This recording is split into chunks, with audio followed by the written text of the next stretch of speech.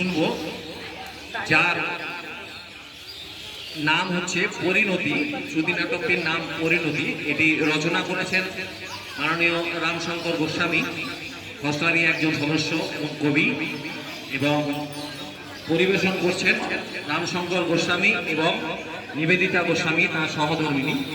দুজনেই এই কবিতা, এই শ্রুতি নাটকটি পরিবেশন করবেন। তো এই পরিবেশন করার আগে আমি একটু এই শ্রুতি নাটকটির সম্বন্ধে, তার পটভূমিকা সম্বন্ধে আপনাদের একটু অবগত করতে চাই।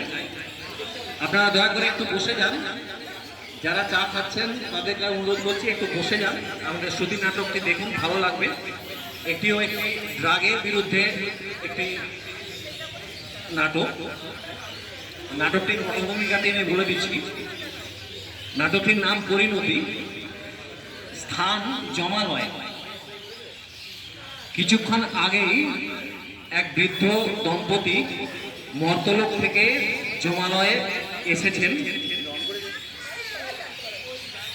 এবং তারা জমালয়ে এসেছেন তাদের আদরের নাতির হাতে খুন হয়ে। এবং এই আদরের নাতি, যিনি একজন নেশাগ্রস্ত যুবক, এমন কোনো নেশা নেই তিনি করেন না, এবং এমন কোনো কাজ নেই তিনি করেন না নেশাগ্রস্ত অবস্থায়। সেই নাতি এই বৃদ্ধ দাদু ঠাকুমাকে খুন করেছেন এবং এই বৃদ্ধ দম্পতি তখন জমালয়ে এসেছেন এবং তারা নিজেদের মধ্যে কথোপকথনে তাদের যে এই নাতির প্রতি তাদের যে প্রশ্রয়, তারা যে অতিরিক্ত আদর দিয়ে ফেলেছিলেন, সেই ভুল বা সেই আক্ষেপটি এই শ্রুতি নাটকের মাধ্যমে প্রকাশিত হচ্ছে। তো আসুন আমরা শুরু করি। তাদের যে অতিরিক্ত ভালোবাসা আস্কারার ফলে কোনো ফ্যামিলির কোনো সদস্য যে নেশাগ্রস্ত হয় এবং তার ফলে যে সংসারের কি হাল হয়, সেটি আমরা কিছুটা আভাস পাবো এই নাটক, শ্রুতি নাটকের মাধ্যমে। তো আমরা শুনব শ্রুতি নাটক পরিণতি।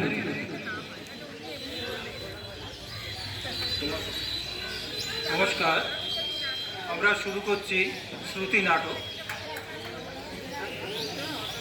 পরিণতি। এই আমরা কোথায় এলাম গো? এত অন্ধকার কেন? আজ কি অমাবস্যা? এরকম অন্ধকার তো আগে দেখিনি। না রোমা, এ অন্ধকার নয়, এই জমালোক জমালোক জমলোকের মায়া। আমরা তো এই মাত্র পৃথিবী ছেড়ে এসেছি, এখনো চোখ পরিষ্কার হয়নি। হ্যাঁ, জমলোকে? জমলোকে কেন?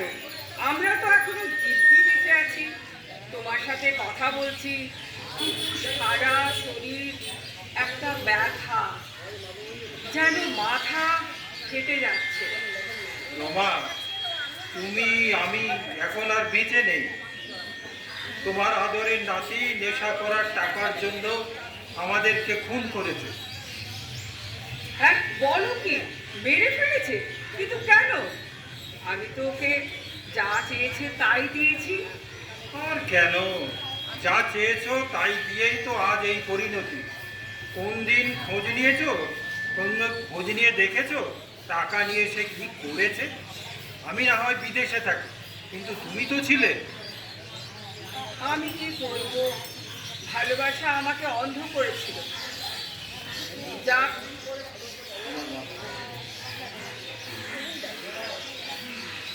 আমার মাথা ফেটে যাচ্ছে, যন্ত্রণা, কি যন্ত্রণা। মাথা মাথা তোমার আছে? তাহলে মনে করে বলো দেখি, প্রথম যেদিন তোমার আদরের নাতি নেশা করে ঘরে ঢুকে চিৎকার চেঁচামেচি করেছিল, সেদিন কি বলেছিলে? কি বলেছিলাম?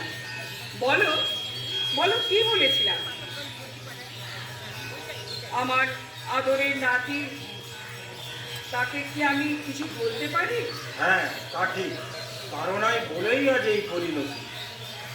কি বলেছিলাম সেটা বলো তো। কি আর বলবে? বলেছিলে বেশ করেছে, নেশা করেছে, খাবার জিনিস তাই খেয়েছে, 100 বার খাবে। বলেছিলাম বুঝি? খুব অন্যায় কথা বলেছিলাম। তখন এমন অবস্থা হবে ভাবতেও পারিনি। কচি বাঁশের ওর দেখে কি আর বোঝা যায় বাঁশ কতটা লম্বা হবে?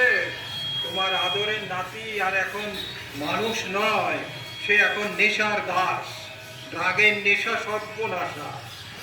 কিন্তু ও যে আমার বংশের প্রদীপ, বড় আদরের।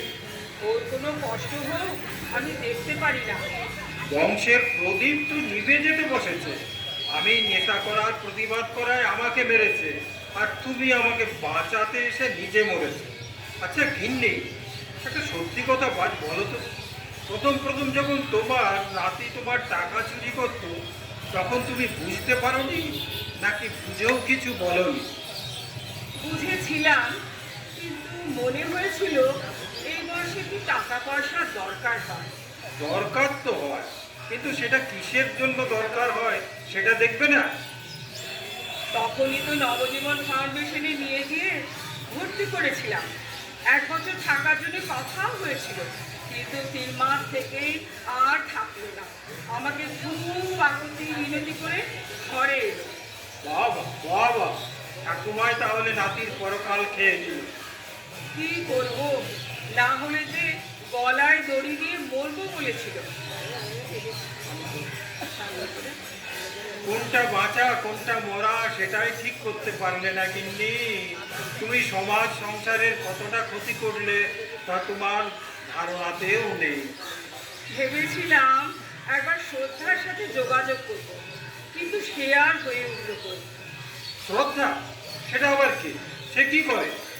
আরে শ্রদ্ধা একটা এনজিও।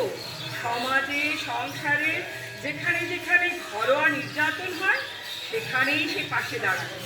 বাহ, বেশ তো। তার বাড়ি কোথায়? আরে শ্রদ্ধা একটা এনজিও, বিনা পয়সার বয়স্কদের নির্যাতন বন্ধ করার প্রতিষ্ঠা। শান্তনু মুখোপাধ্যায় তার মুখা। ও এরকম? ঈশ্বর মঙ্গলময়, ভবিষ্যতের খড়কুটো। মানুষ ওকে ধরেই বাঁচতে শিখবে। তার ঠিকানাটা কি? তার ঠিকানা হচ্ছে ছিন্নমস্তা মন্দির আছে, তার কাছেই দলবদল কামার, তার পাশেই হচ্ছে ওই অশ্রদ্ধার ঠিকানা। ফোন নাম্বারটা জানো? 7811009303। ওই দেখো, ওই দেখো, দেখো তোমার আদরের নাতিকে পুলিশ কোমরে দড়ি বেঁধে নিয়ে যাচ্ছে। সে কি ধরে নিয়ে যাবে কেন? ও তো অন্য কারোর ক্ষতি করেনি। অন্যের ক্ষতি করেনি? একটা ছেলে ড্রাগের নেশায় সারা পাড়া অশান্তিতে ভরিয়ে দিল, দিনরাত চিৎকার মারধর, ক্ষতি করেনি? অমন দুষ্টু গরুচ্ছে শূন্য গোয়াল বলে। একবার শেষ পরিণতিটা দেখো। খারাপ কাজে আশকারা দেওয়া আমার ঠিক হয়নি। সব শেষ হয়ে যাওয়ার পর আজ এ কথা ভাবলে গিন্নি? আগে কেন ভাবনি? ঈশ্বর, সব শেষ হয়ে গেল, সব শেষ হয়ে গেল। নমস্কার। পরিশেষে একটা কথা বলি, বাবু মশাইরা, মা বোনেরা, আপনারা সকলে চোখ বন্ধ করে থাকবেন না। যেখানে যেখানে যে কোনো ধরনের নির্যাতন, সেখানে শ্রদ্ধার এনজিওর সাথে যোগাযোগ করুন। নমস্কার।